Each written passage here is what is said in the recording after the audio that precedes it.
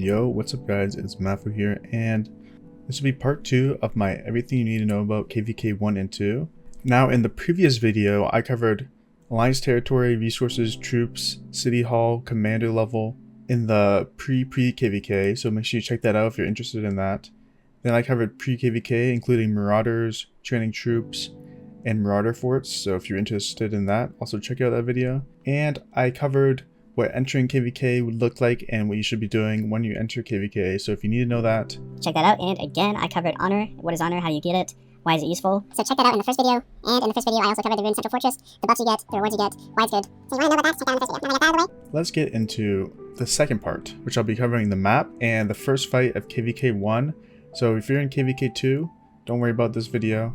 This video is going to be all about KVK 1 and the Ruins fight. So when you go into the map and you zoom all the way out, you'll see that there will be kingdoms in the four corners, and there'll be a little square in between the kingdoms. This is where ruins are. We'll get into that in a second. Let me talk about the other zones. So next, on the screenshot I'm showing on screen right now, the orange passes will unlock. This will let you guys get into zone 5 and let you capture circles. Now these circles give really good buffs for your kingdom, and they give good rewards when you capture them, so you want to be getting that. Next, the green passes will unlock, and that will enter zone 6, where the first real fights will happen. Now I say real because ruin fights aren't really a good representation of a kingdom's power, because you're not including garrison captains, rally captains, and you're not really including all the marches people will have on the field, because you can only bring one march into ruins. So this will be the main first fight of the KVK. Now, I will say that if you lose Zone 6, it is not the end of the world. Believe it or not, in our KVK 1 in this kingdom, we actually destroyed Zone 6. We won both of our Zone 6s and we locked them out completely. But later in the KVK, we ended up losing and we lost all the rewards we would have gotten from Zone 6. So don't worry if you're losing Zone 6. It is not the end of the world. There are bigger fights than Zone 6. Now the red passes will unlock next, but there's going to be a restriction, so you can't build any territory into Kingsland yet until you get to a certain point in the monument. Now in Kingsland there will still be fights going on at these things called altars. Now altars are like ruins, but you can bring multiple marches. And these altar fights were some of the most fun I've had in KVK 1. They're super intense and massive field fights with hundreds and hundreds of people. You'll enjoy these a lot. And after the altars comes the ziggurat in the middle. Everyone starts building towards it. Whoever gets Kingsland wins all the rewards. Now after Kingsland will become, if you win Kingsland, you'll try to push into their zone 5 and zone 6. And if you lose Kingsland, you'll try to defend both. Now defending is really difficult, but you still want to try because you get rewards from the circles. And the alliances you're going to be fighting against will be drained because you just fought them a lot. If you lose Zone 5 and Zone 6, you go back to Zone 4, you keep farming, and then later in the KVK, I believe it's Zone 8 will unlock with the blue passes, and that will give you access to some better tiles and to some good barbarians to kill. I just want to say that losing KVK is not the end of the game. KVK 1 is just the first KVK of like, what, 8 or 9? Like this game is very deep and there's a lot to it, so if you lose KVK 1, don't be discouraged. You don't have to quit unless you want to, but you could migrate or you could stay in your kingdom. I lost KVK 1 in this kingdom. I'm still here. There's gonna be a lot of fights to have in the future, and you're gonna keep unlocking new and cool commanders like Alex. Now the main subject of this video are these ancient ruins. Now this ancient ruins looks a little different because it is actually in KVK 2 in my zone 5, and your ruins will be locked behind a pass. Now here are some major tips before ruins fights. You really want to show up 1 hour before the ruins open, and you'll think like, oh, ruins open in what, 22 hours. I can show up at 22 hours and get the fight. But the problem with that is the enemy will be, let's say your pass is right here on the left side and you're gonna have to push into ruins. But if your enemy shows up earlier than you, then they get to ball like right here, and then you have to fight them to get into ruins, and they just have to play defense. So it's a lot harder to push in. So You ideally want to be the first one to ball up at your ruins before the enemy. Ruins are the first fight in KVK 1, and there are 2 ruins a kingdom can fight for on either side. Now what I recommend for the king to do is to try to fight for both ruins, and if they end up losing both, you should send all of your alliance members into one alliance and fight for one of the ruins and give the other one for free. Because this way you get some good fights in. You might win the ruins when you stack all your players into one alliance, so that's what I recommend. Now there are some things you need to do before the ruins fight, including popping a troop expansion, which you can see right here. I recommend popping the 25% because these purple ones are kind of hard to come by, and you'll need them later in the KVK in Zone 6 and Kingsland. So I would just pop a 25%.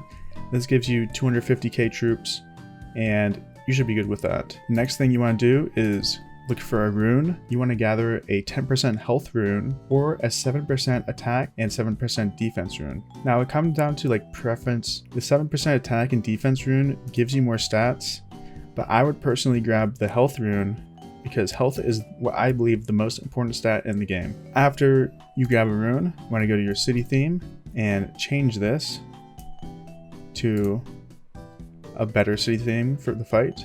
I use the infantry health 5%, and I use this one for the gathering speed normally. After you pop a city theme, you want to go into your items, go to boost, and you want to pop a defense bonus boost. Now I wouldn't use the purple ones because these cost gems, and I would save these for a Zone 6 fight or a Kingsland fight. Just pop a green or blue one, it doesn't really matter, you get a lot of these. Now let's get into what commandos you should run during the ruins fight. There's a lot of commanders that are good for ball fighting. What I recommend personally for free to play low spenders, if you're a cav, you can run Bibar's primary with Aethelflaed behind him, or Bibar's primary with YSG behind him. If you're an infantry player, I'd run Sun Tzu primary with Aethelflaed behind him, or run Sun Tzu primary with YSG behind him. If you're an archer player, you should run Kusunoki with Aethelflaed behind him, or Kusunoki with YSG behind him. If you're a decent whale, you should run Minamoto with YSG, Minamoto with Aethelflaed for cavalry. For infantry, you should run Martel with YSG, and for archers, you should run Thutmose with YSG. Those are only if you're whales. Now for these ball fights, your march has to have an area of effect ability, an AoE ability. All the commanders I said right then, besides Martel and Minamoto, have those area of effect abilities, and this will make your trades so much better because instead of hitting one target in the ball fight, you'll be hitting 5. Now let's talk about talent trees, because there's some confusion about what talent tree you should run on certain commanders. So I'll just give you my best talent trees for all the primary commanders that I showed, and I'll put them on screen right now. Boom, boom, boom. You get 5 big booms. Boom, boom, boom. Okay, those are all the talent trees. You can pause for the commander that you're going to run. Now you can run other commanders. I highly don't recommend it. You want an AoE commander. Those are the best AoE commanders in KVK 1. Don't run Belisarius. You'll trade way better with Bybars. This guy is slept on, he's good. Now the thing about ruins fights, you can only send one merchant, and typically there'll be 2 alliances connected to the pass, the level 4 pass, that lets you into ruins. Now the reason for this is you take turns entering the pass, and you'll have 2 balls instead of 1. This will help you fight against the other kingdom way easier. Now one thing to note for ruins fight is that the main alliance will kick people that are offline for people that are online. They would rather have people that are online and ready to fight than, let's say, a more powerful person that's just offline. So if you're a weaker player and you want to prove your worth, this is a good time to join the top alliance. And I'm getting scouted. What I was saying was that if you're a lower power player, this is your chance to join the top alliance and get some action. You can fight in the top alliances because they'll be kicking offline players for online. One thing that is the most important about the ruins fights is you have to follow markers. What does that mean? Just like this countdown marker. If there's a marker that says ball here, you should ball there. You shouldn't get out of the ball until the next marker comes. Now the reason this is important is because you're fighting as a team. If you go off to chase KP, like you're fighting, you just ran out of the ball to fight like a weaker March, your ball is now weaker than their ball by one player. So you have to play as a team. This is a team game. You have to fight together, follow the markers. This is the most important thing by far. Now, how does ruins work? Well, once this timer runs out, the ruins will be unlocked and stalkers respawn. Stalkers are basically a stronger barbarian. You'll see when the fighting starts. They're not too much of an issue, and you can capture the ruin as soon as all the stalkers on the ruin are dead. Now, ruins are like king of the hill. Whoever has alliance members on the ruins captures it. It's theirs. You have to kick all the enemies off, and you have to kick all of your other alliances off, which means that it's not a kingdom event, it's like more of an alliance event. Only one alliance can hold the ruins. If your alliance is fighting the enemy alliance and the stalkers spawn, do not go around and hit the stalkers. You're fighting.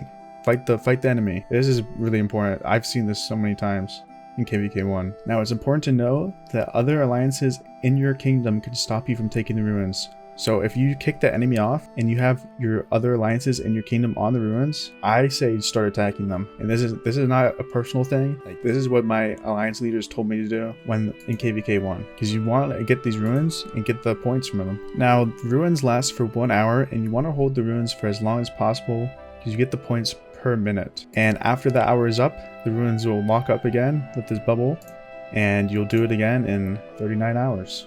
Your kingdom should put a countdown timer on it like this, so you know. And you can teleport away, or you can stay close to the ruins so you don't have to waste teleports. But you should be at the ruins every single time. You get honor for it, and alliance honor, which are really important stuff. Your alliance will want to take these ruins to get this honor. It is important to note that after the ruins lock up, there will be people still fighting there. And if you're a free-to-play, low spender, or you don't have a lot of resources, you should just dip. Just get out of there. You don't want to be wasting your resources on a ruins fight like that. You should only be wasting them during the fight. As soon as it's closed up, just leave.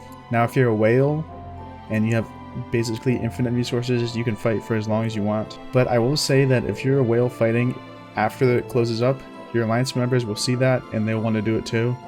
So if you're a leader that is also a whale, you should just leave to be a good example for everyone else. Now, if you're losing every single ruins fight, do not worry. These ruins are not important in the long run of KVK. They're just a small fight at the very beginning and throughout. It will not affect the KVK in a major way. Now, I'm not saying that they're not important, but you should not be overly stressed about winning them every time.